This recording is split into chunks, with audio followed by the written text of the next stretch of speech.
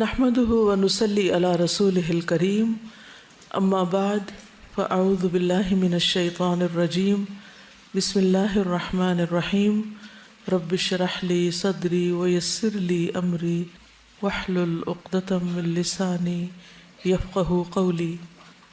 کل ہم نے عمرے کے بارے میں پڑھا تھا کہ کس فعل پر عمرہ تمام ہو جاتا ہے، مکمل ہو جاتا ہے۔ حج تمتع کرنے والے حج کے مہینوں میں احرام کے ساتھ جب میقات کراس کرتے ہیں تو پہلے عمرہ کرتے ہیں، عمرہ کرنے کے بعد احرام کھول دیتے ہیں اور باقی دن مکہ میں گزارتے ہیں، یا بعض لوگ اس دوران کچھ دن مدینہ میں گزار کر واپس آتے ہیں۔ یہ دن بہت قیمتی دن ہوتے ہیں۔ انسان جب اللہ کے راستے میں ہوتا ہے، عبادت کے لیے گھر سے نکلتا ہے، تو اس کو اپنی پوری توجہ پھر اللہ ہی کی طرف رکھنی چاہیے اور اس وقت کو اچھی طرح استعمال کرنا چاہیے۔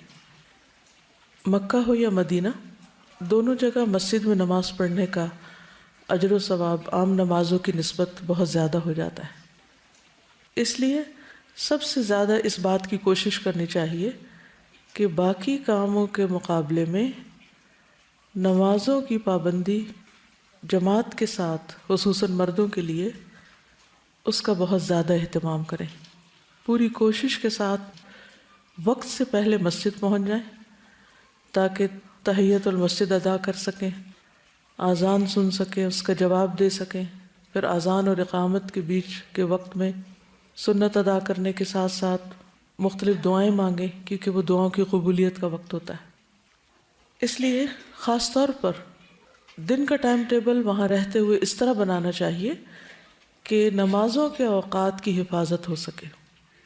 ویسے تو ساری زندگی میں یہ کرنا چاہیے، حافظوا علی الصلوات والصلاة الوسطی وقوموا للہ قانتین، نمازوں کی حفاظت کرو، خاص طور پر درمیانی نماز کی۔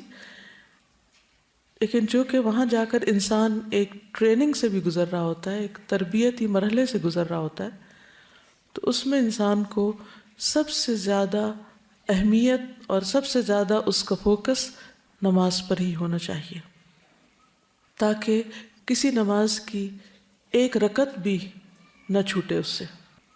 یعنی اپنے تمام تر معمولات، سارا سکیجول اس طرح بنے کہ پوری نماز ادا ہو سکے۔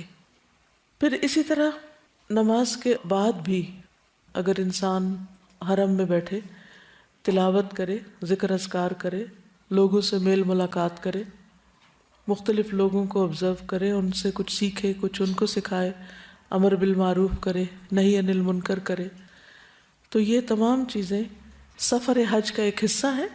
اور زیادہ سے زیادہ وقت، یعنی حج تو چند مناسک کے ادا کرنے کا نام ہے، لیکن مکہ اور مدینہ میں اپنی موجودگی کے وقت کو غنیمت جانے کہ معلوم نہیں یہ وقت دوبارہ ہاتھ آئے یا نہ آئے، اس لیے بازاروں میں گھومنے پھرنے، ادھر ادھر کی شاپنگ کرنے، یا لوگوں سے ملاقات کرنے، یا اور چیزوں کی طرف دھیان کرنے کی بنسبت زیادہ زیادہ عبادت کی طرف توجہ رہے۔ نمازوں، قرآن پاک کی تلاوت اور اذکار کے علاوہ کثرت سے طواف کرے۔ نفلی طواف دن میں جتنی دفعہ چاہے انسان کر سکتا ہے، الا یہ کہ آخری دنوں میں بہت رش بڑھ جاتا ہے حج کے قریب ترین دنوں میں، تو اس میں پھر خواتین کو ذرا پرہیز کرنے کی ضرورت ہے، خصوصاً ایسے اوقات میں جب بہت رش ہو۔ اس کے علاوہ حج کے کچھ آداب ہیں جنہیں ملحوظ رکھنا چاہیے۔ ہر چیز کے کچھ مینرز ہوتے ہیں۔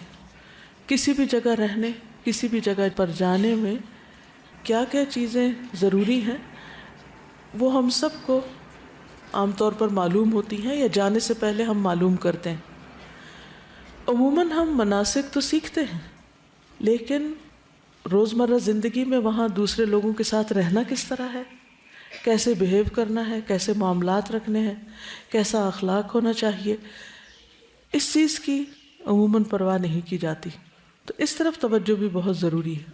اللہ سبحانہ وتعالیٰ نے قرآن مجید میں حج کا ذکر کرتے ہوئے کیا فرمایا؟ فَمَنْ فَرَضَ فِيهِنَّ الْحَجَّ فَلَا رَفَثَ وَلَا فُسُوقَ وَلَا جِدَالَ فِي الْحَجِّ، اور اسی طرح وَتَزَوَّدُوا فَإِنَّ خَيْرَ الزَّادِ التَّقْوَى، جاتے ہوئے ساتھ تقوی لے جائیں، اور وہاں پر جن چیزوں سے پرہیز کرنا ہے وہ رفث، فسوق اور جدال ہے۔ ان سب چیزوں سے کس طرح بچا جا سکتا ہے؟ وہ کون سی ایک خاص کوالٹی ہے کہ جو انسان کے اندر آ جائے تو ان چیزوں سے بچ سکتا ہے؟ کوئی نام لے گا اس کا؟ صبر۔ صبر آ جائے تو پھر ہی انسان لڑائی جھگڑے اور فتنے فساد سے اور جدال سے اور فسوق سے اور رفث سے بچ سکتا ہے۔ قرآن مجید میں اللہ تعالیٰ فرماتے ہیں وَجَعَلْنَا بَعْدَكُمْ لِبَعْدٍ فِتْنَةً أَتَصْبِرُونَ وَكَانَ رَبُّكَ بَصِيرًا۔ اور ہم نے تمہارے بعض کو بعض کے لیے ایک آزمائش بنایا ہے۔ انسان انسانوں کے لیے بہت بڑا امتحان ہے، بہت بڑا۔ ہم اپنے آس پاس کے لوگوں کی وجہ سے ہی خوش ہوتے ہیں اور انہی کی حرکتوں کی وجہ سے یا تکلیف دہ حرکتوں کی وجہ سے ہم غصے میں آتے ہیں یا ناراض ہوتے ہیں یا پریشان ہوتے ہیں یا اداس ہوتے ہیں۔ تو انسان ایک ایسی مخلوق ہے جو اکیلی بھی نہیں رہ سکتی، لیکن لوگوں کے ساتھ رہنا اس سے بھی زیادہ مشکل کام ہے۔ ہم کسی حال میں بھی راضی نہیں ہوتے، اور یہ ایک بہت بڑا امتحان ہے ہم سب کا۔ جن لوگوں سے ہمیں فائدے پہنچتے ہیں ان سے نقصان بھی پہنچتے ہیں، اور جن سے کبھی تکلیف پہنچتی ہے ان سے خوشیاں بھی ملتی ہیں۔ اس لیے ہمیں صبر سے کام لینا ہوگا اگر ہم واقعی زندگی کے سفر میں کامیاب ہونا چاہتے ہیں، اور خصوصاً حج کے سفر میں۔ جب بھی کسی کی طرف سے کوئی تکلیف پہنچے تو یہ کہہ کے صبر کر لے یا یہ سوچ کے صبر کر لے کہ اس شخص سے فلاں اور فلاں فائدہ بھی تو مجھے پہنچا ہے۔ جب ہم کسی کے احسانات یاد رکھتے ہیں تو ہمیں اس کی طرف سے پہنچنے والی تکلیف بہت کم محسوس ہوتی، اور پھر ان الحسنات یذہبن السیئات، لوگوں کے اچھے رویوں کو یاد رکھنا ان کے تکلیف دہ رویوں کو بھلا دیتا ہے۔ نبی صلی اللہ علیہ وسلم نے فرمایا وہ مومن جو لوگوں سے ملتا جلتا ہے اور ان کی طرف سے آنے والی تکالیف پر صبر کرتا ہے، وہ اس مومن سے اجر و ثواب میں کہیں زیادہ ہے جو لوگوں سے میل جول نہیں رکھتا کہ ان کی تکالیف پر صبر کرنے کی نوبت آئے۔ جب آپ ملیں گے ہی نہیں کسی سے تو آپ کو تکلیف ہی نہیں پہنچے گی، جب تکلیف ہی نہیں پہنچے گی تو آپ صبر کہاں کریں گے؟ صبر کی نوبت ہی نہیں آئے گی، تو صبر نہیں ہوگا تو اجر کہاں سے آئے گا؟ تو اس لیے اس اجر تک پہنچنے کے لیے لوگوں سے ملنا جلنا ضروری ہے۔ لوگوں کے علاوہ ہماری روزمرہ کی جو مشغولیات ہیں یا مصروفیات ہیں اور روزمرہ کے پروگرام کا لازمی حصہ وہ کھانا پینا ہوتا ہے، جو حج میں بھی جاری رہتا ہے۔ عام طور پر لوگ وہاں کھانے پینے کی شکایات کرتے نظر آتے ہیں یا تبصرہ کرتے رہتے ہیں کھانے پر۔ کھانے سے پہلے اس بات کی فکر لگی رہتی ہے کہ کہاں سے کھائیں گے، کیا کھائیں گے۔ جب کھانا سامنے آتا ہے تو کچھ اس وقت باتیں بناتے ہیں، کچھ کھانے کے بعد۔ کیا ہم ان تبصروں سے رک نہیں سکتے؟ رک سکتے ہیں اگر ہماری زندگی میں کوئی اعلیٰ مقاصد ہو۔ تو کیا کرنا چاہیے؟ صبر کے ساتھ ساتھ شکر، جو بھی ملے اسے کھا لیں اور شکر ادا کریں۔ حدیث میں آتا ہے اللہ تعالیٰ اس بندے سے خوش ہوتا ہے جو ایک لقمہ کھا کر اس پر اللہ کا شکر ادا کرے، یا ایک گھونٹ پیے اور اس پر اللہ کا شکر ادا کرے۔ تو کھا پی کر کیا کرنا چاہیے؟ شکر ادا کرنا چاہیے جو بھی ملے۔ اگرچہ یہ باتیں میں حج کی مناسبت سے کر رہی ہوں، لیکن ان کو آپ یہاں بھی استعمال کر سکتے ہیں، ان سے فائدہ اٹھا سکتے ہیں، خصوصاً اگر آپ ہاسٹل میں رہ رہے ہو، کیونکہ ہاسٹل میں رہنا بھی ایسے ہی جیسے حج پہ جا کے رہنا۔ وہاں بھی اسی طرح لوگ ایک ایک کمرے میں کئی اکٹھے ہی رہ رہے ہوتے ہیں اور ہر وقت ایک ہجوم کا سا سما ہوتا ہے۔ پھر سکینت اختیار کرنا۔ نبی صلی اللہ علیہ وسلم نے عرفہ کے دن فرمایا ایھا الناس علیکم بالسکینۃ فإن البر لیس بالایداع۔ صحیح بخاری۔ لوگو آہستگی اور وقار کو اپنے اوپر لازم کر لو، اونٹوں کو تیز دوڑانا کوئی نیکی نہیں۔ نہیں ہٹو بچو، شور ہنگامہ، پش کرنا، چیخنا چلانا، یہ مسلمان کے اخلاق کے منافی ہے۔ اور چال میں بھی وقار ہونا چاہیے، گفتگو میں وقار اور ٹھہراؤ ہونا چاہیے، معاملات کے اندر بھی اسی طرح شودی حرکتیں نہیں کرنی چاہیے۔ اس کا مجھے اردو اور انگریزی نہیں آتا۔ کچھ لوگ اعتدال میں نہیں رہتے، یا وہ غصے میں بھڑک رہے ہوتے ہیں یا وہ خوشی سے نہال ہو رہے ہوتے ہیں، بھائی درمیان میں رہو، ٹھہر جاؤ، سکینت اختیار کرو. خصوصاً عورتوں کے لیے بہت مشکل ہے، لیکن کوشش کرنے پر آپ یہ عادت اور سیرت اختیار کر سکتے. آپ ہی میں کچھ لوگ میں دیکھتی ہوں کہ ان کے اندر ماشاءاللہ بے پناہ ٹھہراؤ ہوتا ہے. تو ایسے لوگوں کو دیکھا کریں کہ وہ کس طرح بات کر رہے ہیں، کس طرح چل رہے ہیں، کیا کر رہے ہیں، کیونکہ انسان دیکھ کر بہت کچھ سیکھ سکتا ہے. پھر اپنی ذات سے دوسروں کو سکون اور تسلی دینا. انس بن مالک رضی اللہ عنہ سے روایت ہے کہ نبی صلی اللہ علیہ وسلم نے فرمایا یسروا ولا تعسروا وسکنوا ولا تنفروا. آسانی پیدا کرو، تنگی پیدا نہ کرو، لوگوں کو تسلی اور سکون دو، نفرت نہ دلاؤ. یعنی جہاں چاروں طرف آپ کے لوگ ہی لوگ ہوں وہاں پر آپ کے لیے نیکی کرنے کے مواقع بڑھ جاتے ہیں. آپ اس نگاہ سے لوگوں کو دیکھیں کہ کہاں، کس وقت، کب، کیسے کس کے کام آ سکتا ہوں، میں کسی کی کیا مدد کر سکتا ہوں، کیا خدمت کر سکتا ہوں، کسی کو کوئی بھلی بات بتا سکتا ہوں، کسی سے کوئی تکلیف دور کر سکتا ہوں، کسی کو آرام پہنچا سکتا ہوں. لیکن یہ سارے کام کرتے کرتے ساتھ ہی ذکر اذکار جاری رہنے چاہیے. بعض لوگ جب دوسروں کی مدد کرنے لگتے ہیں تو ادھر ادھر کی فضول باتیں شروع کر دیتے ہیں، وہ کوئی غیبت شروع کر دیتے ہیں، کسی پہ تبصرہ، کسی پہ ہنس رہے ہیں، کسی کا مذاق اڑا رہے ہیں، کام بھی کر رہے ہیں لیکن ساتھ ایسی حرکتیں کر رہے ہیں. تو اس کی بجائے کیا کرنا چاہیے؟ یا تو اچھی بات کریں، آپ پھر خاموش رہیں، اور خاموشی سے بہتر ہے اللہ کا ذکر. جب نبی صلی اللہ علیہ وسلم سے بہترین حج کے بارے میں پوچھا گیا تو آپ نے کیا فرمایا کہ سب سے اچھا حج کون سا ہے؟ جس میں کثرت سے اللہ کا ذکر ہو. رسول اللہ صلی اللہ علیہ وسلم نے فرمایا خیر العمل ان تفارق الدنیا ولسانک رطب من ذکر اللہ. بہترین عمل یہ ہے کہ جب تو دنیا سے رخصت ہو تو تیری زبان اللہ کے ذکر سے تر ہو. لیکن یہ اسی وقت ہو سکتا ہے جب عام دنوں میں ہمیں کثرت سے ذکر کی عادت ہو. نبی صلی اللہ علیہ وسلم نے فرمایا 3 لوگوں کی دعا رد نہیں کی جاتی، ان میں سے ایک اللہ کا بہت زیادہ ذکر کرنے والا. یعنی اگر آپ اللہ کا بہت ذکر کریں تو اس کا فائدہ کیا ہوگا؟ آپ کی دعائیں قبول ہوں گی، اور ہر شخص یہ چاہتا ہے کہ اس کی دعا قبول ہو، اور اس کو خوش قسمت سمجھتے ہم جس کی دعائیں قبول ہو رہی ہیں. پھر امیر کی اطاعت. وبرہ کہتے ہیں میں نے عبداللہ بن عمر رضی اللہ عنہ سے پوچھا میں کنکریاں کس وقت ماروں؟ تو انہوں نے فرمایا جب تمہارا امام مارے تو تم بھی مارو.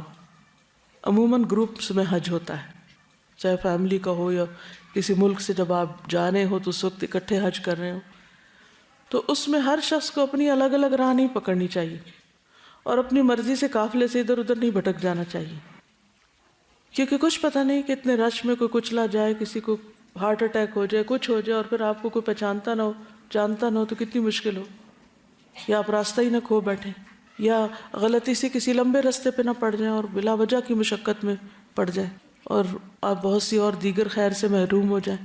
تو اس لیے حج کے سفر میں اور کسی بھی اجتماعی سفر میں، خواہ کوئی ٹرپ ہو، کیا کرنا چاہیے؟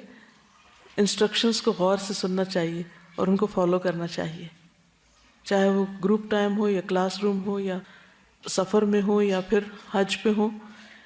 آپ وہاں پر دیکھیں گے کہ بہت سے ممالک کی گروپس اتنے آرگنائزڈ ہوتے ہیں، حتیٰ کہ لباس تو چھوڑو، ان کے جو بیگز ہوتے ہیں وہ بھی ایک سائز کے اور ایک رنگ کے اور ایک طرح کے سٹریپ سے بندھے ہوئے. جس طرح اس وقت آپ لوگ مختلف رنگ کے سٹریپس پہنے ہوئے ہیں اپنے آئیڈینٹی کارڈ کے ساتھ، تو اسی طرح حج پر بھی لوگ بہت ہی آرگنائزڈ وے میں سفر کر رہے ہوتے ہیں اور وہ اس سنت پر عمل کر رہے ہوتے ہیں. اپنی مرضی کرنے میں سہولت تو بہت ہوتی ہے، لیکن بتائیے کہ کیا ہمیشہ ہی سہولت ہوتی ہے یا مشکل بھی ہوتی ہے؟ کبھی کیا مشکل ہوتی ہے؟ کیا مشکل ہوتی ہے؟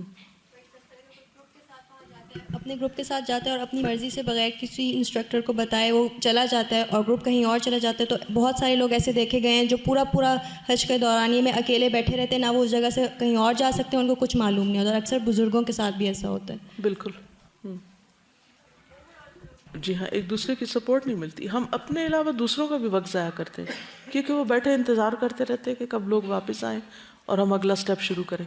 تو اس لیے اس سے بہت زیادہ پرہیز کرنا چاہیے کہ جہاں بھی آپ اکٹھے ہو کر جائیں اکٹھے ہو کر رہے تو جو وقت بتایا جائے، جو جگہ بتائی جائے اس کی پابندی کریں، ورنہ آپ خود کو بھی مصیبت میں ڈالیں گے اور دوسروں کو بھی۔ پھر لڑائی جھگڑے سے بچنا، بہت زیادہ مواقع ہوتے ہیں وہاں لڑنے کے، لیکن اللہ تعالیٰ نے خاص طور پر مینشن کیا ولا جدال، لڑنا تو ہے ہی نہیں۔ نبی صلی اللہ علیہ وسلم نے جب حدیبیہ میں پڑاؤ ڈالا تو ان کے ایک خیرخواہ نے خبر دی کہ میں کعب بن لؤی اور عامر بن لؤی کو پیچھے چھوڑ کر آ رہا ہوں، جنہوں نے حدیبیہ کے پانی کے ذخیروں پر اپنا پڑاؤ ڈال دیا ہے، ان کے ساتھ بکثرت دودھ دینے والی اونٹنیاں اپنے بچوں کے ساتھ ہیں، وہ آپ سے لڑیں گے اور آپ کے بیت اللہ پہنچنے میں رکاوٹ بنیں گے۔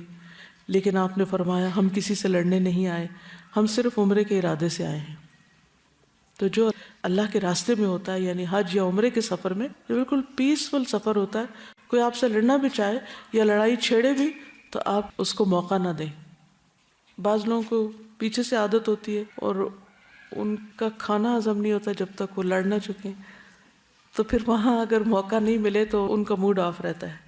تو پھر جب پتہ ہو ایک شخص کی عادت کا کہ اس کو لڑنے کی عادت ہے اور اس سے آپ آرام سے بھی کوئی بات کریں گے تو لڑ کے ہی جواب دے گا، تو بس بات کو سمجھ لیں کہ اس نے لڑنا ہے اور ایکسپیکٹ کیا کریں کہ میں سیدھی بات بھی کروں گا تو یہ الٹا جواب دے گا۔ ہوتا ہے نا، ایسے لوگ ہوتے ہیں، ہر جگہ ہوتے ہیں۔ تو جب زندگی میں آپ لوگوں کے مزاج سمجھ جاتے ہیں تو آپ کو معاملہ کرنے میں بہت آسانی ہو جاتی ہے۔ جس چیز کو آپ ایکسپیکٹ کر رہے ہوتے جب وہ سامنے آ جاتی تو آپ کہتے ہیں یہ تو نارمل ہے، سو واٹ، یہ تو ہونا ہی تھا۔ پہلے سے آپ انتظار میں ہوتے اچھا وہ کیا ہوتا ہے۔ تو اسی طرح اگر اس سفر میں بھی آپ کا ساتھ کچھ ایسے لوگوں سے ہو جائے کہ جو بد اخلاق ہوں، بد زبان ہوں، بدتمیزی سے بات کرتے ہوں، اور آپ کو معلوم ہے یہ عادتیں بچپن سے پڑ جاتی ہیں لوگوں کو نا، بعض اوقات بڑے ہو کر بھی نہیں جاتی، وہ کسی بھی مقام پہ پہنچ جائیں لیکن ان کے پھر اخلاق نہیں بدلتے، کیونکہ وہ ان ماحول کی پیداوار ہے نا۔ وہ بعض اوقات ان کے بس کی بات نہیں ہوتی، ان کو سمجھ بھی نہیں ہوتی وہ کیا بول رہے ہیں، کیا کہہ رہے ہیں، احساس بھی نہیں ہوتا، چھوٹ چھوٹ کے تانے دیتے جاتے ہیں اور وہ اس کو اپنے بڑی سمارٹنیس سمجھتے ہیں، حالانکہ انتہا درجے کی بد اخلاقی ہوتی۔ اور خصوصاً اگر لوگوں کو یہ پتا ہو کہ آپ قرآن پڑھے ہوئے ہیں یا آپ دین پر چلنے والے ہیں اور پھر آپ سے یہ بد اخلاقیاں سرزد ہو رہی ہوں تو آپ دین کو بھی، قرآن کو بھی، باقی چیزوں کو بھی بدنام کر رہے ہیں، حالانکہ دین یہ تعلیم نہیں دیتا۔ یہ لوگوں کے اپنے اخلاق، مزاج، ان کے خاندان، ان کے ماحول ہوتے ہیں جن کا وہ رنگ چڑھائے ہوئے ہوتے ہیں اپنے اوپر۔ تو جب کوئی لڑنے جا رہا ہو تو پھر کنارہ کشی کر لیں۔ مسور بن مخرمہ سے روایت ہے کہ رسول اللہ صلی اللہ علیہ وسلم صلح حدیبیہ کے موقع پر مکہ جا رہے تھے، ابھی آپ راستے میں تھے کہ آپ نے فرمایا خالد بن ولید قریش کے سواروں کے ساتھ ہماری نقل و حرکت کا اندازہ لگانے کے لیے مقام غمیم میں مقیم ہے، اس لیے تم لوگ داہنی طرف ہو جاؤ۔ بس اللہ کی قسم خالد کو ان کے متعلق کچھ بھی علم نہ ہو سکا، یعنی وہ پتہ چلانے کے لیے کس طرح مسلمان جا رہے ہیں وہ دیکھنا چاہتے تھے، تو نبی صلی اللہ علیہ وسلم نے رستہ ہی بدل دیا۔ جب آپ کو پتہ ہو کہ لڑنے والا وہ سامنے سے آ رہا ہے تو آپ کیا کریں؟ بہادری کا مظاہرہ کریں، آستینیں چڑھانے لگیں؟ نہیں، رستہ بدل دیں، لوگوں کے ساتھ اچھے اخلاق سے پیش آئیں۔ یعنی یہ تو اس صورت میں جب کوئی آپ سے لڑنے آ رہا ہو، لیکن آپ خود جب معاملہ کریں تو اچھی طرح کریں۔ حدیث میں آتا ہے جہاں کہیں بھی ہو اللہ سے ڈرو، برائی کے بعد بھلائی کرو تاکہ وہ اسے مٹا دے، اور لوگوں سے اچھے اخلاق سے پیش آؤ۔ ہم انسان ہیں، غلطی، کمی، کمزوری ہم سب سے ہو جاتی، لیکن اس کے بعد کوشش کریں کہ پھر اچھا سلوک کر لیں، حسن اخلاق سے معاملہ کر لیں۔ نبی صلی اللہ علیہ وسلم نے فرمایا تم میں سب سے بہتر وہ ہے جس سے خیر کی امید ہو، یعنی آپ جب اس سے بات کریں تو آپ کو یہ اطمینان ہو کہ اس شخص سے مجھے خیر ہی ملے گی، کوئی بھلائی ہی نصیب ہوگی، اور اس کے شر سے امن ہو۔ اور سب سے بدتر وہ ہے جس سے خیر کی توقع نہ ہو اور اس کے شر سے امن نہ ہو۔ پھر زبان کی حفاظت، اس پہ خصوصی دھیان دیں، اس کو لاک میں رکھیں، ناشکری کے جملے نہ بولیں جو اللہ کی ناراضگی کا باعث ہوں۔ ابو ہریرہ فرماتے ہیں نبی صلی اللہ علیہ وسلم نے فرمایا بندہ ایک بات زبان سے نکالتا ہے اور اس کے بارے میں سوچتا نہیں، جس کی وجہ سے وہ دوزخ میں اتنی دور پھسل کے گرتا ہے جتنا مشرق و مغرب کے بیچ میں دوری۔ تو اس لیے بہت سوچ سمجھ کے بات کریں، اور اگر کوئی بات کر کے آپ کو خلش شروع ہو جائے تو استغفار کر لیں اور آئندہ ان جملوں پر چیک رکھیں کہ پھر ایسی بات نہیں کریں گے۔ جب ہم کثرت سے ذکر کریں گے اور خاموش رہیں گے تو پھر ایسی نوبت ویسے ہی کم آئے گی۔ رسول اللہ صلی اللہ علیہ وسلم نے فرمایا اللہ اس بندے پر رحم فرمائے جو فائدہ مند بات کرتا ہے یا پھر خاموش رہ کر سلامت رہتا ہے۔ یعنی یہ نہیں کہ ایک مصنوعی خاموشی طاری کر لیں، جب ضرورت کے موقع پر بھی کوئی نہیں بولتا اس سے بھی دوسروں کو پریشانی لاحق ہوتی ہے، تو اس پریشانی سے بھی دوسرے کو بچانا چاہیے۔ تو اللہ تعالیٰ اس پہ رحم کرے جو فائدے کی بات کرے، یعنی فائدے کی بات کرنے والے پر اللہ کی رحمت ہے۔ یا پھر اگر نہیں ہے کوئی فائدے کی بات، کام کی بات، تو خاموشی اختیار کر کے سلامت رہیں۔ پھر نظروں کی حفاظت، کیونکہ حج کے لیے کثرت سے مرد اور کثرت سے عورتیں گئی ہوتی ہیں اور باہم اختلاط بھی بہت ہوتا ہے، اس لیے کوشش کریں کہ کسی نامحرم پر نظر نہ پڑے، یعنی آپ چلیں اس طرح کہ جیسے آپ کے آس پاس کوئی بھی نہیں، فوکس کریں اپنے منزل پہ، اپنے مقصد پہ۔ تو ہر ناجائز غیر ضروری چیز پہ فوکس نہ کریں، اس پہ توجہ نہ دیں، چیزیں نظروں سے آگے سے گزریں گی، لوگ گزرتے جائیں گے، نظر ٹھہرائیں نہیں کسی پہ۔ میں نے ہر شخص کو یہ معلوم ہے کہ نظروں سے اگنور کرنا کیا ہوتا ہے، کس طرح انسان اپنی حفاظت کر سکتا ہے۔ لوگوں کے ہجوم میں، بھیڑ میں، جب چاروں طرف بھی مرد ہوں تو بھی آپ کو طریقہ آنا چاہیے کہ آپ نے اپنی نگاہ کی حفاظت کس طرح کرنی ہے۔ نبی صلی اللہ علیہ وسلم نے فرمایا، صحیح حدیث ہے، 3 افراد کی آنکھیں روز قیامت آگ کو نہیں دیکھیں گی، ان میں سے ایک وہ آنکھ ہے جس نے اللہ تعالیٰ کے حرام کردہ امور سے نظروں کی حفاظت کی، یعنی کسی کے سطر پہ نظر نہیں ڈالی، یا عورت مرد کے چہرے کو یا مرد عورت کے چہرے کو نہ دیکھے۔ تو جو اپنی نظروں کی حفاظت کرے گا اللہ سبحانہ وتعالیٰ قیامت کے دن اس کی حفاظت فرمائیں گے۔ پھر عمل بالمعروف اور نہی عن المنکر اور دعوت اللہ کا کام ساتھ ساتھ کرتے جانا۔ نبی صلی اللہ علیہ وسلم نے فرمایا، جب لوگ گناہ کا کام ہوتے ہوئے دیکھیں اور اس سے نہ روکیں تو عنقریب ان سب کو اللہ کا عذاب گھیر لے گا۔ تو ہاتھ سے بھی روک سکتے ہیں، زبان سے بھی روک سکتے ہیں، اور مختلف طریقے سے سمجھا کے بھی لوگوں کو، مثلا کوئی لڑ رہا ہے تو اس کو بیچ میں صلح کرا دیں، کوئی اور چھلکا پھینک رہا ہے، پانی گرا رہا ہے، پانی بچے ضائع کر رہے ہوتے ہیں وہاں بیٹھ کے، بعض لوگ پانی ایک کپ میں پینا چاہیے 2 اکٹھے میں پینا شروع کر دیتے ہیں، پی کے نیچے پھینک دیتے ہیں، بہت سے غلط کام ہو رہے ہوتے ہیں۔ تو آپ ان کو اپنے عمل سے بھی بتا سکتے ہیں، خود آگے بڑھ کے ان چیزوں کو ٹھیک کر کے بھی، روک کے بھی۔ مثلا نبی صلی اللہ علیہ وسلم حج پہ جا رہے تھے، ایک عورت نے آپ کو راستے میں روک کر ایک سوال کیا، اس کے پاس بچہ تھا، اس نے آگے بڑھا اور کہا، یا رسول اللہ کیا اس پر بھی حج ہے؟ تو آپ نے فرمایا نہیں، اور آپ نے یہ بھی بتایا کہ اگر تم اس بچے کو حج کراؤ گی تو تمہارے لیے اس کا اجر ہے، فرض نہیں ہے بچے پہ، لیکن اگر بچہ ماں کے ساتھ حج کرتا ہے تو ماں کو اجر ملے گا اس کا، تو 1 نہیں 2 حج ہو جائیں گے ایک ہی سفر میں۔ پھر اللہ کی راہ میں کثرت سے خرچ کرنا، فی سبیل اللہ خرچ کرنا، کیا اجر ہے اس کا معلوم ہے آپ کو؟ مثل الذین ينفقون اموالهم فی سبیل اللہ، تو حج کیا ہے؟ فی سبیل اللہ سفر ہے، تو ساتھیوں پہ خرچ کرنا، وہاں کے لوگوں پہ خرچ کرنا، کسی بھی اعتبار سے کسی کو فائدہ پہنچانے کے لیے، یہ کوئی صدقہ خیرات نہیں، ویسے ہی خوش دلی کے ساتھ خیر اور بھلائی کے کاموں میں خرچ کرنا، اس کا اجر بہت زیادہ ہے، عام خرچ کرنے سے بھی زیادہ ہے۔ اس کو مثال کیا ہے قرآن مجید میں؟ کمثل حبۃ انبتت 7 سنابل فی کل سنبلۃ 100 حبۃ واللہ یضاعف لمن یشاء، ایک دانہ جس سے 7 بالیاں نکلیں اور پھر ہر بالی پہ 100 دانے ہوں، تو گویا ایک دانہ ملٹیپلائی ہو کر 100 دانے بن گیا۔ تو 1 روپیہ یا 1 ریال آپ خرچ کریں گے تو 700 کے برابر ہو جائے گا، اس لیے خوش دلی کے ساتھ خرچ کریں۔ عبداللہ بن عمر سے روایت ہے کہ رسول اللہ صلی اللہ علیہ وسلم نے فرمایا، اللہ تعالیٰ اپنے بندوں کو نفع پہنچانے کے لیے کچھ لوگوں کو بطور خاص نعمتیں عطا کرتا ہے، اگر وہ خرچ کرتے رہیں تو وہ انعامات برقرار رہتے ہیں، اور اگر وہ رک جائیں تو وہ ان سے سلب کر کے دوسروں کو دے دیتا ہے۔ کیا مطلب ہے اس کا؟ کیا سمجھ آیا؟ جی،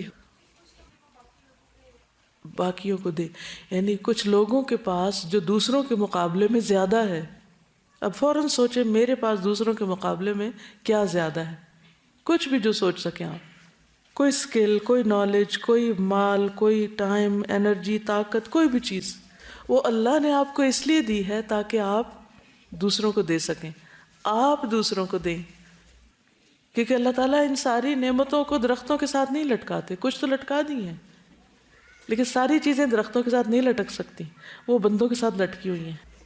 جو مومن ہوتے ہیں نا شجرہ طیبہ، تو ان اللہ کے نیک بندوں کے ساتھ وہ نعمتیں لٹک رہی ہیں۔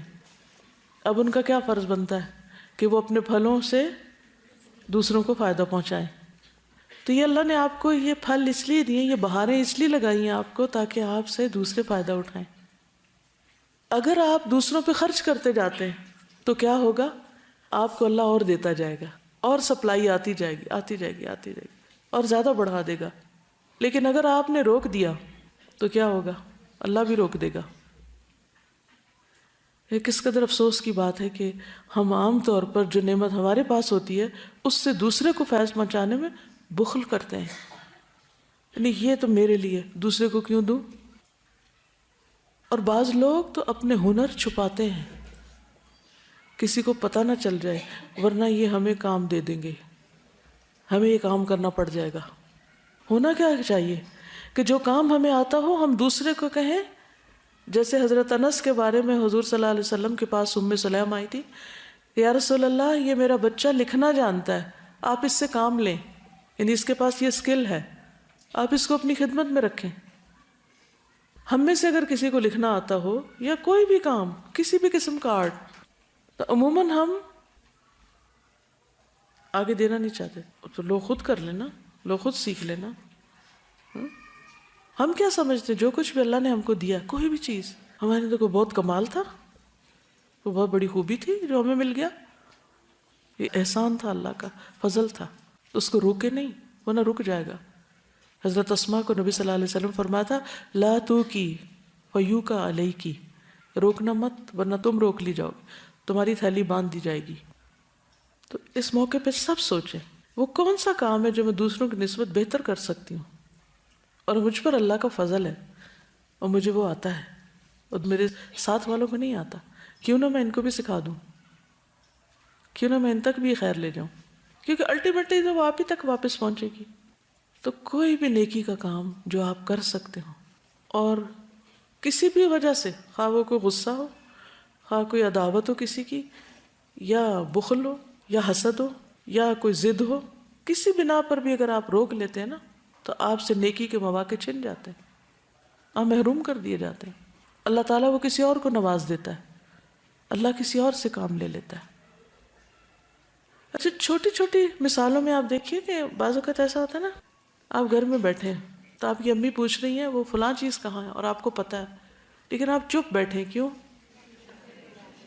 کہ وہ کہیں گے اٹھو لا دو مجھے، تو میں نے اٹھنا کوئی نہیں۔ تو بعض اوقات ہم صرف اپنی جان بچانے کے لیے بھی کچھ چیزوں کا اظہار ہی نہیں کرتے، تو وہ مجھ پہ آ پڑے گی، کیونکہ جو بولے وہی کنڈا کھولے، اس لیے مشورہ ہی نہ دو۔ پھر دوسرے حجاج کی مدد کرنے میں کیا کیا ہو سکتا ہے، مثلا ان کا سامان اٹھانے یا رکھنے میں مدد دینا۔ نبی صلی اللہ علیہ وسلم نے فرمایا جس نے کسی مسلمان سے دنیا کا کوئی دکھ دور کیا، اللہ عز و جل اس سے قیامت کے روز کا کوئی دکھ دور کر دے گا، اور جس نے کسی مشکل میں پڑے شخص کے لیے آسانی کی، اللہ تعالیٰ اس کے لیے دنیا اور آخرت میں آسانی کرے گا، اور جس نے کسی مسلمان کی پردہ پوشی کی، اللہ تعالیٰ دنیا اور آخرت میں اس کی پردہ پوشی کرے گا۔ اللہ تعالیٰ اس وقت تک بندے کی مدد میں رہتا ہے جب تک کہ بندہ اپنے بھائی کی مدد میں رہے۔ پھر شاعر اللہ کی تعظیم کرنا، شاعر اللہ کی تعظیم کرنا یہ بھی حج کے آداب میں سے ہے۔ وَمَن يُعَظِّمْ شَعَائِرَ اللَّهِ فَإِنَّهَا مِن تَقْوَى الْقُلُوبِ۔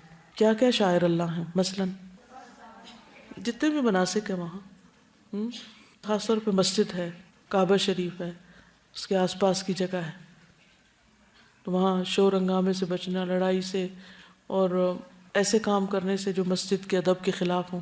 بعض لوگ وہاں کوڑا بکھیر دیتے ہیں، صفائی کا لحاظ نہیں رکھتے، کعبہ کی طرف وہاں بھی پاؤں کر کے لیٹ جاتے ہیں، قرآن مجید نیچے رکھ دیتے ہیں۔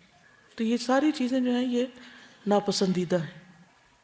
پھر یہ کہ اپنے آپ کو بیکار چیزوں سے دور رکھنا، بیکار گفتگو، بیکار کام، غیر ضروری مصروفیات، کیونکہ گنتی کے چند دن ہیں، یہ بھی ان سے پورا فائدہ اٹھانا چاہیے۔ اور ویسے بھی انسان کے اسلام کی خوبی یہ ہے کہ وہ بیکار کاموں کو چھوڑ دے. پھر دوسروں کی ضروریات کا خیال رکھنا، کسی کو پانی پلا دینا، کسی کو کھانا لا کر دے دینا.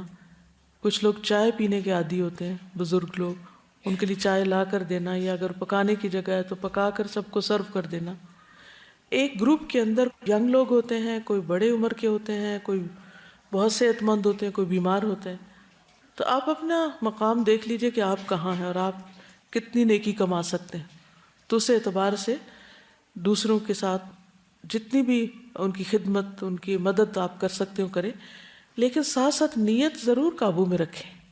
پیپل پلیزر نہ بن جائیں کہ لوگ کہیں گے واہ بھائی واہ، فلاں تو بہت اچھی ہے، اس نے تو اتنی خدمت کی حج کے سفر میں کہ بس ہمیں بھولتا ہی نہیں. یہ تمغہ لینے کے لیے نہیں کریں. جب شیطان دل میں یہ وسوسہ ڈالے تو فوراً اپنے آپ کو سنبھالے کہ نہیں، مجھے تو اللہ کی رضا چاہیے. اس سے فائدہ کیا ہوگا کہ آپ اعتدال میں رہیں گے. نہ تو آپ تعریف کے انتظار میں رہیں گے، اور نہ تعریف آپ کو فیول بنے گی کہ وہ تعریف کو فیول پڑے تو آپ چلیں. آپ چلتے رہیں گے، حتیٰ کہ جب لوگ تعریف نہیں کریں گے یا بعض اوقات تعریف کے بجائے تنقید کریں گے تو بھی آپ اپنا کام کرتے رہیں گے، کیونکہ آپ کو پتہ ہے کہ آپ اللہ کے لیے کر رہے ہیں، ان کے لیے تو کر ہی نہیں رہے تھے. پھر یہ ہے کہ اس راستے میں جو تکلیفیں ہیں ان کا ذکر نہ کریں اور ان کو بہت زیادہ بار بار دہرائیں نہیں، کیونکہ مومن کو تو عام حالات میں اگر ایک کانٹا بھی چپ جاتا ہے تو اس پر بھی اجر ہے. اور یہ تو اللہ کے راستے کا سفر ہے، کیونکہ شکوہ کس سے کر رہے ہیں کہ اللہ تیرے راستے میں یہ اور یہ مشکل پیش آئی. نہیں، نادانی میں بھی ایسی باتیں نہ کریں، کیونکہ جو مسلمان جب اس کو دنیا میں کوئی کانٹا بھی چبھے اور اس پر وہ ثواب کی نیت سے صبر کرے تو اس وجہ سے اللہ تعالیٰ قیامت کے دن اس کے گناہ معاف کر دیں گے. تو ہائے ہائے نہیں بچائے رکھنا چاہیے. پھر اسی طرح اگر بیمار ہو جائیں حج کے سفر میں، علاج دوا کے ساتھ ساتھ اپنے ساتھیوں کو، آس پاس کے لوگوں کو تنگ نہ کریں، پریشان نہ کریں. بخار بھی چڑھے تو جسم سے اس طرح گناہ جھڑتے ہیں جیسے سوکھے پتے درخت سے جھڑتے ہیں. تو یہ سارے گناہوں کو جھاڑنے کے طریقے ہوتے ہیں، تو اس کا بھی بہت ذکر نہ کریں. پھر دوسروں میں صلح کروانا. بعض اوقات آپ کے گروپ میں 2 لوگ آپس میں لڑ بیٹھتے ہیں اور وہ بولنا چالنا چھوڑ دیتے ہیں. تو صلح کرانا کتنی بڑی نیکی ہے. نماز، روزے، حج، زکوٰۃ سے بھی بڑی، اجر و ثواب میں بڑھ جاتی. کیونکہ ہوتا یہ ہے کہ جب 2 لوگوں کی لڑائی ہو جاتی ہے یا آپس میں کوئی مس انڈرسٹینڈنگ ہوتی ہے، پھر آپ کو غیبت بھی سننی پڑتی ہے اور بدگمانیاں بھی بعض اوقات آپ کے دل میں آ جاتی ہیں اور بعض اوقات دوسروں کو آپ بلٹل کرنے لگتے ہیں. تو بہتر ہے کہ جلد از جلد ان کی دوستی کرا دی جائے. تو اس سے انشاءاللہ تعالیٰ آپ کے حج کا سفر جو ہے وہ خوشی سے گزرے گا.